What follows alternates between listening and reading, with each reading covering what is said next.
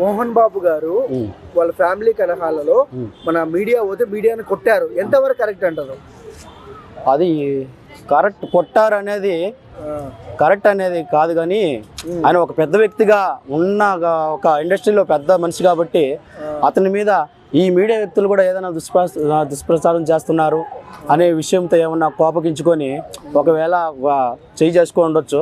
దాంట్లో తప్పేం లేదు, మీడియా వాళ్ళు కూడా అర్థం చేసుకోవాలని కూడా నేను తప్పు లేదంటారండి సార్ మీరు. అంటే వాళ్ళ వల్ల ఏమైనా తప్పు, ఆయన ఒక కొంచెం మానసికంగా ఉన్నాడు కదా, దాని ద్వారా అది కూడా మనం కూడా అర్థం చేసుకోవాలి సార్. మానసికంగా బాగాలేకుంటే ఒక వ్యక్తిని గాయపరచడం ఎంతవరకు కరెక్ట్ అంటారు? అవి కొన్ని పరిస్థితుల వల్ల, కొన్ని సమయం సందర్భాల వల్ల కూడా ఒక మంచి వ్యక్తి కూడా ఒకరి మీద చేయి చేసుకునే అవకాశాలు, అలాంటి పరిస్థితులు వస్తాయి. దాన్ని మనం అర్థం చేసుకోవాలి. ఇన్నాళ్ళు ఇండస్ట్రీలో ఒక పెద్ద వ్యక్తిగా నెంబర్ 1గానే కొనసాగించారు కదా ఆయన, కొనసాగించి ఈనాడు ఈ విధంగా జరిగిందంటే అది కూడా మనం అర్థం చేసుకోవాలి. ఏ విధంగా అతను ఆ మైండ్ సిచ్యువేషన్ ఎలా ఉంది, ఆయన దేనివల్ల ఇదే అవుతున్నాడు, ఎందుకు ఇలా జరిగిందని కూడా మనం కూడా ఆలోచించాలి కదా.